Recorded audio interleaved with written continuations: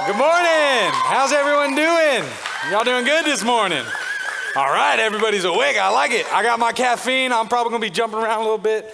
Probably going over here. You never know. Just try and follow with me. So, sweet. But yes, like Marty said, my name is James. If you haven't met me yet, I am the associate pastor here, as well as I help out with our worship team. Didn't they do great today? They did fantastic. Oh my gosh.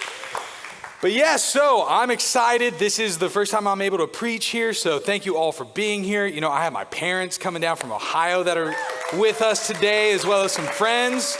And then obviously I have you guys, my church family here, so it's gonna be a great day today. So let's go ahead and get started with this question. If I were to ask you what true strength is, what would you guys say? You know, guys, would you think it's like the 350-pound, 6-foot man competing in the strongman Olympics? I think we have some pictures up there of that. Maybe not. Oh, well, cool. There it is. Yeah, look at those muscles. Man. You know, for women, would you think it's, you know, the most recent women's magazine of fitness? You know, when we think of what true strength is, you know, we tend to think of the physique, right? Like Wonder Woman or King Leonidas from the movie, 300. And, we're starting off this new series called Samson, Fight Like a Man, this week. So for the next 4 weeks, I would love for us all to really just dive in and really look at the life of Samson to see, what his strengths were, what his weaknesses were, and, how we can learn from that. The whole point to this series is just for all of us truly to figure out how we can have true strength, to be a man or a woman with true strength. And I think that we can all recognize that, true strength comes from something else besides, just our physical strength. What if true strength comes from our godliness or, rather our relationship with God, how we imitate God, how we obey his word, how we interact with him, that relationship with him. And I think according, to the Bible, you're going to find out that even Samson's strength, that too, though it was physical, still came from God.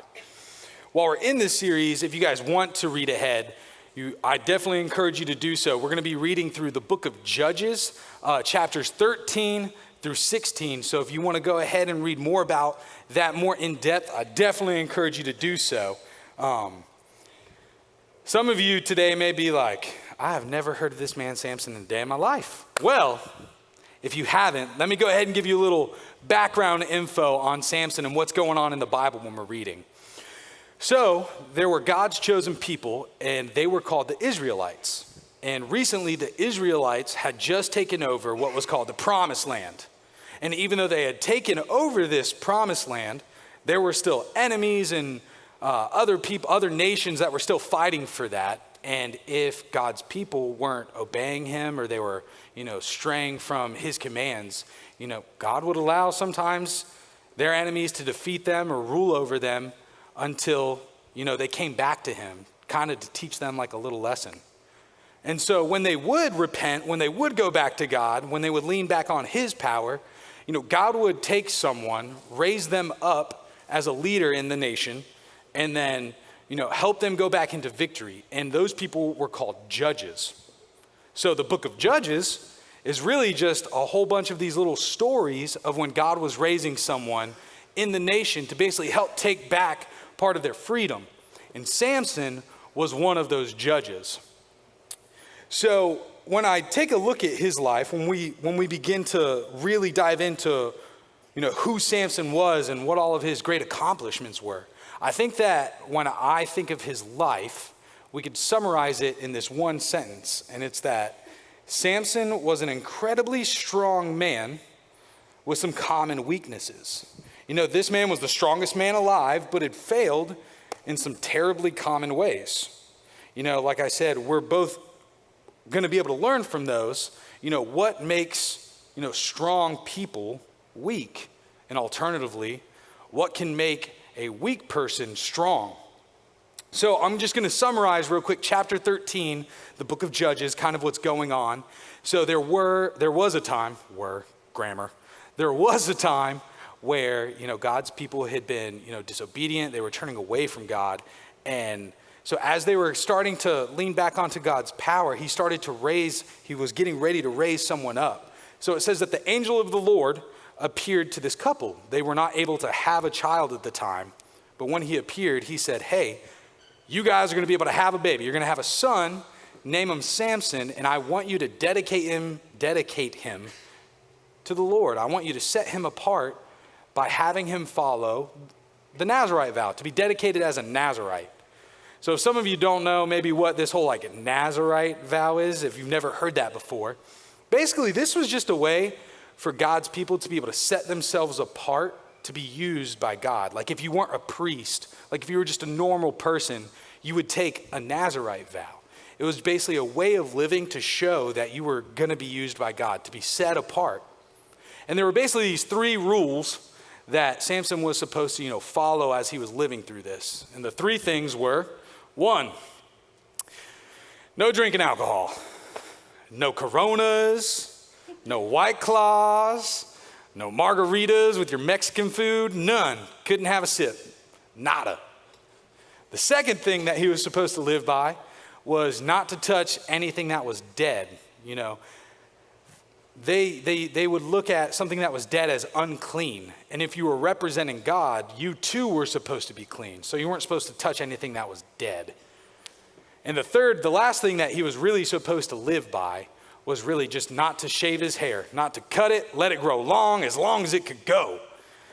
And I was thinking, if he never cut his hair, what kind of hairstyle was he rocking? Was it like a mullet, business in the front, party in the back? Was it a long mop top that he put up in a man bun? Did he have dreads? Did he dread his beard? Did he braid that? Could he stick some food in his beard and because it was so long, bring it out as a party trick? Hey guys, I got the popcorn. I did that once. I had a long enough beard where I could do that once. But I don't know. All I know is that his hair was long. So Samson starts to live by these rules, these vows. Oh man, I lost my spot. We just talked about the Nazirite vows. Okay, cool, sweet, yes. So he started living by these 3 vows. Man, I'm all over the place. I'm so sorry. Sweet, all right, cool. Woo, shake out the nerves. So the Nazirite vow was basically that expression. It was basically a different lifestyle to show that he was supposed to be set apart from God. And so when I think about that, they were basically these promises that, he and his parents made to God. And, maybe you too have made some promises to God that maybe you just haven't followed through on. And we're going to see, God's strength was still with Samson throughout his life. So much so that when the Spirit of the Lord came upon Samson, he was able to rip off a city gate off its hinges, throw it on his back, and walk up this hill for 30 plus miles. Crazy strong. Also he was able to go against, 1,000 Philistine enemy soldiers. Him versus 1,000, picks up a jawbone of a donkey and just kills them all. How freaking hardcore is that? I want to be able to be that strong. Get some big biceps. But even his physical strength though, which that's what Samson was famous for, his physical strength, that came from God's presence in his life. And, when we're talking about strength, it's going to be more than just physical strength. We're going to be talking about strength of character, strength of conduct. But at the end of the day, it all stems from the same place. It comes from a strong connection with God. And the truth is, Samson, he's just like us. He had so much potential for greatness. And again, he ruined it with stupid living. We're going to see him turn his back on God for a handful of honey. He gets super upset. He lost a bet. Don't know what he was betting on, but got so mad, he just goes and kills 30 people. Anger issues, okay? Well, we're going to see he, starts falling for the wrong type of woman again and again, and that cycle of lust. And I don't know what it looks like you, but I know with everybody's hobbies, we can be pretty committed. We see Samson, he's going to end up, losing all of these commitments that he made to God, all of these promises. And the truth is, we can kind of do the same thing. Like what happens when a new season of like Stranger Things comes out? We will sit down for 4 hours and we will binge every episode until we get it done so that we know what happens at the very end. No, just me? Okay, well, all right, cool. Maybe it's not Stranger Things, maybe it's something else. But, what else? We see commitment in a lot of places. We see a lot of people going to the gym. They're committed to the gym. Seth was just talking about it. Y'all are doing chest day today, right? Get that bench. But, at the gym, you're committed. You won't miss a day. Make sure you get your goals. Committed in one place, but then not committed in another. We can spend all of this time doing stuff that we love, researching what's the best computer, what's the best phone, what's best this or that. But then we won't commit to 5 minutes a day in the morning, just reading, God's word to better ourselves. When it comes to work, we're very committed to work. There's a lot of men and even women too that are just really strong people at work. They're the go-getters. They pursue success, the sale. They want that raise. They want that promotion. They will give their work 110%. But then when they come home, they're very hands-off.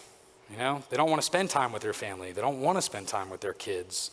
They're committed in one place, but not another. And the truth is, that can be the same for any of us. There are people that love God, truly, friends, families. And yet, with so many of these good attributes, sometimes we can be locked in a prison of lust. This too afraid to ask for help. You might be too afraid to go ask your girlfriends or, your guy friends for some accountability. And really a lack of accountability is really just a sign of weakness. You would think exposing something that, we struggle with is weakness, but really it is a sign of humility. It's a sign of strength. So much potential. And yet at the same time, self-destructing with, bad decision after bad decision. Why do you think strong people fall apart again and again? What happens when our biggest strength becomes our weakness? What is it that undermines our strength of character, our walk with God or our relationships? We've got to see our strength in this story and, in the life of Samson. We need to see that. And like I said, even though Samson's strength comes from the physical, we need to understand that ours may not be, but we still have the same access to all of that power, to that strength. It comes through our relationship. And the same thing that tripped up Samson wasn't a lack of physical strength. If anything, it was just a lack of moral strength. And the same things that tripped him up can us. So what are the 3 things in Samson's life that made this really strong person ironically weak? Well, the first one is lust. What is lust?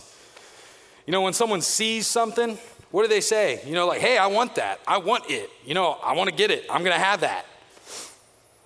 For guys, this may seem a little obvious, but sometimes there's a woman, whether it's on the internet, billboard, magazine, actual in person, you want her. You want that person. You want it. You want that. Maybe it's not always physical. Maybe it's, maybe it's a new car, new house, the new toy, the new boat, the it. And for women, it may not always be physical. Maybe it's the outfit. Maybe it's the purse. Maybe it's, making sure you can fit in and have, the new hairdo trend style. But these examples are just 2 in the same, that they both stem from the whole, I want it or I want that. And we're going to see Samson fall into this as well. So we're going to be starting in Judges chapter 14, starting off in verse 1. It says that Samson went down to Timnah, and there he saw a smoking hot young Philistine woman.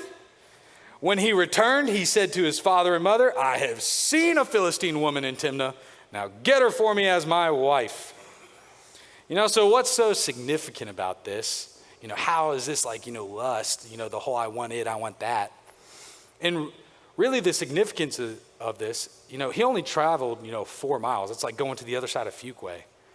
But the thing is that he was actually crossing into an enemy territory, into the Philistine nation. And, God had given his people the command of, you shall not, marry anybody of another nation who doesn't worship me. So not only was he, doing this, but, his parents were trying to, that's probably not the best thing. You don't need that. You don't want that. And how many times is it when someone's like, you can't have this? It just makes you want it even more, right? I know that I'm that way. If someone's like, hey, James, you can't have this cake. Well, now I want the cake. I didn't want the cake at first, but now I do. And so we see Samson basically going like, I don't care what God says. I don't care what my mom and dad says.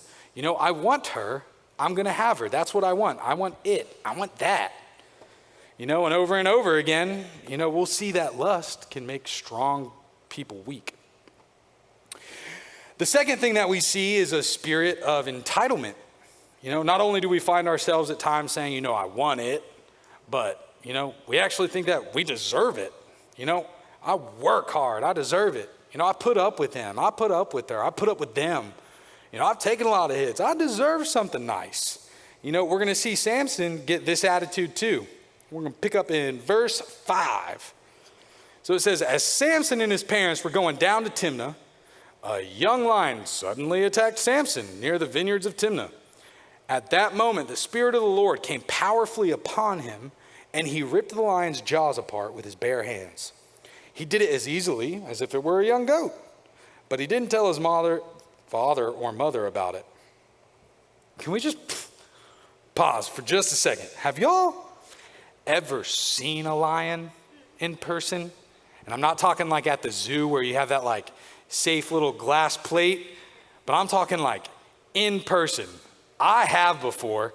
I was in Zimbabwe over in Africa. I was on this cool safari, and we drove up to a pride of lions eating a wildebeest. If you don't know what a wildebeest is, it's a creature that it was the thing that killed Mufasa from the Lion King, and this pride of lions got their revenge, and they were just eating him. It was great. I don't know if you guys have ever heard bones crunching before, but you know those pretzels you can get at the store? Man, that is it was just crunch. They were just, as if it was nothing. They were just eating pretzels. They were just snapping, this animal's bones as if it were nothing. And I just think that is absolutely terrifying. In the text, it says that it was a young lion. A young lion is classified between 2 to 3 years old. These are young lions that, if something suddenly came out to attack me, I'm the next pretzel. I'm the meal. There is no way I'm getting around that. And when I read this text, my brain just kind of goes some places. I was like, man, he just was able to rip the lion's jaws apart. How strong do you have to be able to do that? And so I did some research. I don't know how they figured this out. I don't know if any lions were hurt. But the jaw strength of a young lion is 650 pounds. That's insane. Just, here we go. Oh, look, a lion. Rip. It's dead. We're good. I'm no longer a pretzel. But it's crazy to me. I'm thinking how in the world do you do that? He just gets ambushed by a lion. It says that he treats it like a young goat and just rips it apart with his bare hands. Bare hands. There was a lion, a goat, and a bear. Oh my. But man, just talk about the strongest man in the world. Crazy. So let's keep reading. Verse 8. So it says, later when he returned to Timnah for the wedding, he turned off the path to look at the carcass of the lion. And he found that a swarm of bees had made some honey in the carcass. He scooped some of the honey into his hands and ate it along the way. He also gave some to his father and mother, and they ate it. But he didn't tell them he had taken the honey from the carcass of the lion. So here's the deal. How would you feel if you just killed a lion with your bare hands and no one saw that? How would you feel if guys, if you were going golfing, got a hole in one, but you were the only one there? you would want to be able to brag that to your friends. Like, hey, remember that one time? Hold'em one, you haven't gotten one yet. I'm doing pretty good. You know, even ladies, what happens if, you were to get all dressed up, got the best outfit, hair done, makeup done, eyebrows on fleek. I don't think that's a term anymore. I just remember that was like one of the biggest, okay, never mind. Anyways, but so you look amazing, but no one's there to see it. You don't have a phone for, whatever reason in the 21st century. You don't have a phone, you can't take any pictures of it. You want someone to be able to see that. And, Samson starts feeling like this as well. It says that sometime later, we don't know how long, but there's at least, a beehive in this lion carcass now. I'm not huge on honey. Maybe that's like your thing. But like back then, they didn't have like, Little Debbie's or like Swiss rolls, fudge rounds. They didn't have any of that. Like if you wanted some like sweet pastry, like honey was it. Honey was like the cake of today. So he's like, you know what? I killed this lion. There's honey in it. I want it. I deserve it. I'm going to have some. And, sometimes it may not always make sense, but we feel like we deserve things too. Ladies, you have a career too, just like him. Why should I have to come home and, do all of this, clean, cook, all of this and still watch the kids? Like, I feel like I deserve something. I do so much, maybe I'll just go get, this new outfit, or maybe I want this new thing. You feel like you deserve it. Guys, sometimes we feel like we do a lot of things that go unseen. Well, I've done this, I've done that, I never get rewarded for that. She never rewards me for this. So you know what? I deserve something. I'm just gonna go take 10 minutes by myself, be alone with my computer. I deserve it. I deserve, just something for myself. So Samson goes and he, went and got this honey out of this decaying, rotten carcass of a lion. And I just think, man, that's like nasty. That's like the equivalent of like going down 401, you see a deer on the side of the road, and there's just like, some honey, and you're just like, this is good, here we go, let me eat it. Like, no, that's nasty. And then he gave it to his parents, like what in the world? Like, hey, don't worry about the blood or the weird, meat, it's fine, just eat the honey, just pick it out, you'll be okay. And I think the truth is like, if we're being honest, guys, sometimes we could be we do some nasty stuff, right? What happens if, there's a pair of underwear on the floor? Ladies, you just pick it up and put it in the hamper, right? Done, laundry day. It'll get taken care of. Guys, what do? We're gonna walk over to the underwear, we're gonna pick it up. Every guy in here does it. I know y'all do. I know every one of us do. We pick it up and we smell it. Nasty, right? Smells good. You're fine. You got maybe another day or two out of that thing. What happens if it doesn't smell too good, huh? Well, sometimes, you just turn that thing inside out, flip it around, you might be good for another day or two as well. Push it off till laundry day, right? Nasty. So, woo! So there's this beehive, in the carcass. He sees it and he wants it.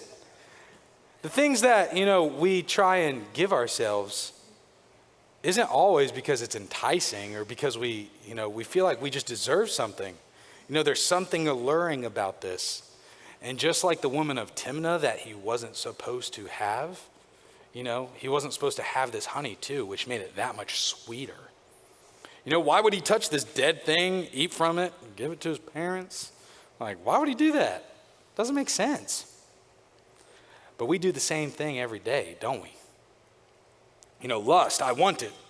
Entitlement, I deserve it. The third thing that we're going to see that makes a strong person weak is pride. We think, I can handle it.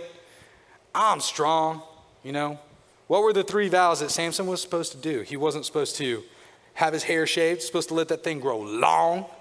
He wasn't supposed to touch anything that was dead, and he wasn't supposed to have any alcohol. So what does he do? Mr. Strong, Mr. I think I can handle it guy. Judges 14, verse 10, it says, so now his father went down to see the woman, and there Samson made a feast, as was customary for young men. And the Hebrew word that's translated as feast is the word mishta, and it means, a feast or a party. It very literally means an occasion for drinking. You know what this guy did? He was about to get married. This man threw himself a bachelor party. He said, round up the boys, we're going to have some drinks tonight. Let's have some fun. Even though, one of his commitments was, not to have any alcohol.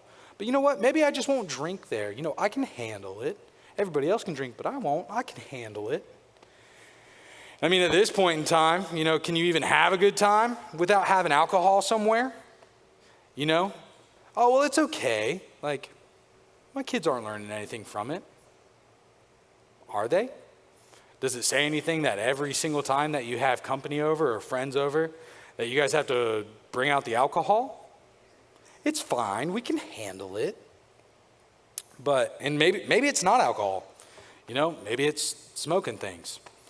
Yeah, pot's illegal, but it's okay. I can have a little bit. I can handle it. It's okay. I know I shouldn't go into debt. I can't really make the payments, but I really want this thing.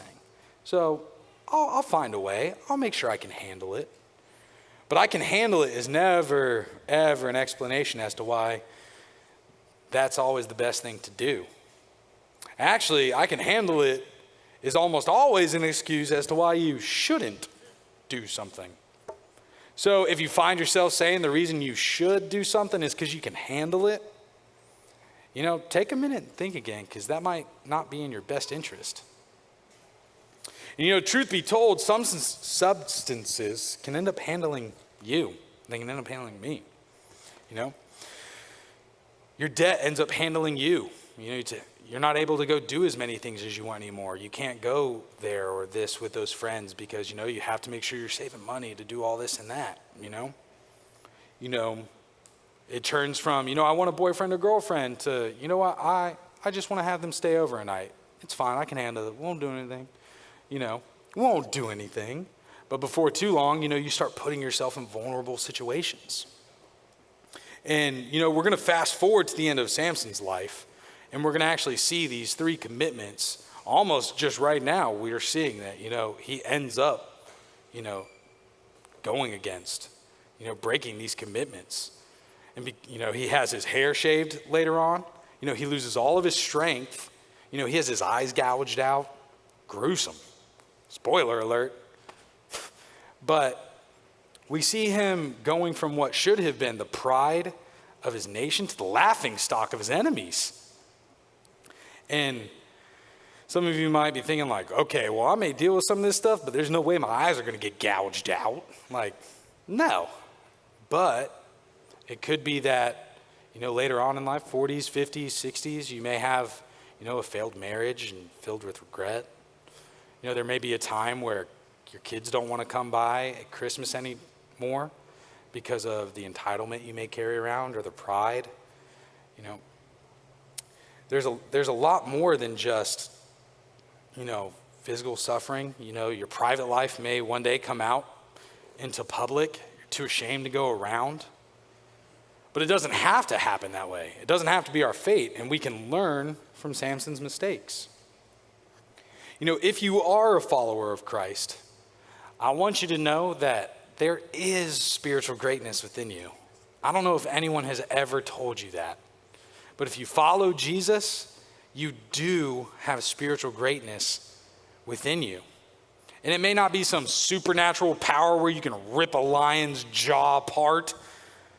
But let's be crystal clear that if you follow him, you do have God's Spirit living in you, and you do have that spiritual greatness at your disposal. You can be that woman or that man of spiritual strength. But it does require that, you stop trying to be strong all on your own.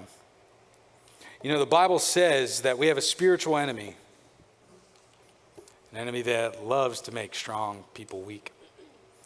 In 1 Peter 5:8, it says, that Satan, our enemy, is like a roaring lion prowling around looking for someone to devour.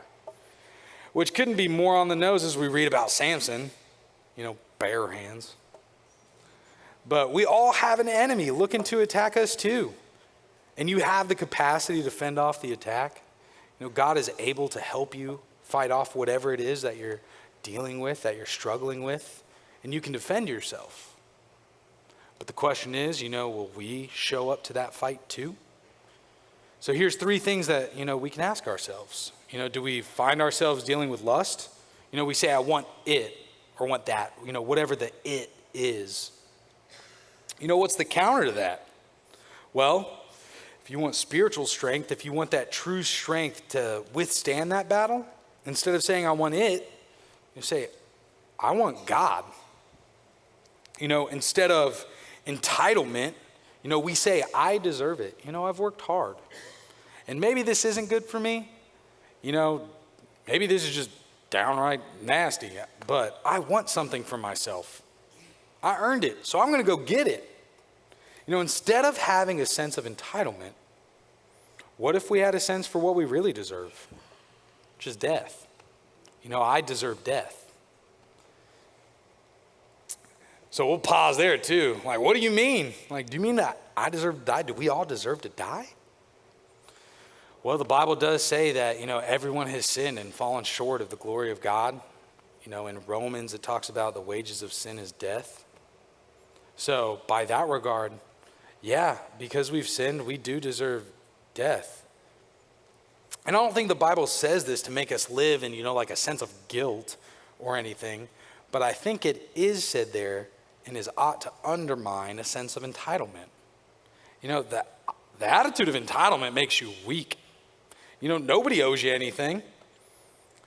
Just because you did something good or you worked hard, the truth is, if we're going to be godly in character, even all the best things we're going to do in our lives, that does not make us entitled to great things. Instead, God gives us things because he loves us. And it would be so much stronger if we were to just be grateful and thankful for the things that God provides us, rather than going through life feeling entitled like we deserve stuff. Because the truth is, we haven't earned God's goodness. We haven't earned the things that really matter in our lives or satisfy us. We've earned separation from God, and it's God's grace that shows us, hey, he's going to treat us better than we deserve. I can handle it. No, that's an excuse. That's something that really isn't going to be good for you. The godly attitude to have, rather than I can handle it, is, I can't handle anything without God. If pride is what leads us to our downfall, then humility is what's going to lead us into our strength. Probably one of the most quoted Bible verses ever is Philippians 4:13. I can do all things through Christ who strengthens me. Does that mean that I can throw 350 pounds on the bench and just go ahead and start repping them out? No.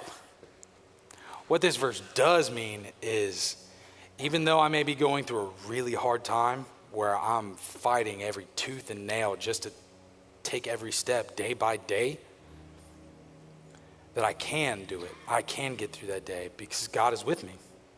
God is for me. He's helping me fight those battles. That's what that really means. And it can't be more stark than just knowing that our real strength comes from our humility and that we need God.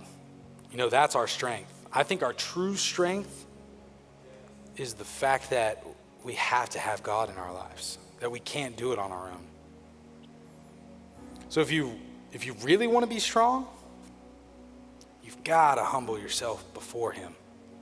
I think the best way to do that is when you start a relationship with him, saying, like, Jesus, I need you. I can't do this. I've tried it on my own. It's been so hard. I need you. I need your help. I think that's the true strength. And maybe you find yourself today and realize you're not living in the strength that God provides today. Maybe you have that relationship with him but it's been a while and you feel like, you've kind of been trying to still do this on your own, that's still a great conversation to have in any relationship. Hey, I need you, God. Like, I love you, but I can't do it on my own. I'll fail if it's just me. So we're going to be taking communion here in just a minute. The band's going to be coming up to play. And I think what an opportune moment this could be for you to be able to spend some time one-on-one with Jesus, and just saying, as that reminder, like, God, I need you. I can't do this on my own. And when we do that, that's when we have our true strength. So let's go ahead and pray. Father, I thank you so much for the time that we've been able to spend here today. I thank you just for the strength that you give every single one of us every day. That all we have to say is, I need you. And you will be there, ready to fight with us. God, thank you for growing us. Thank you for challenging us, for making us better sons and daughters in your family. I pray as we just continue that we really do seek you and seek what that true strength is and what you have to offer for us. I pray all these things in your name. Amen.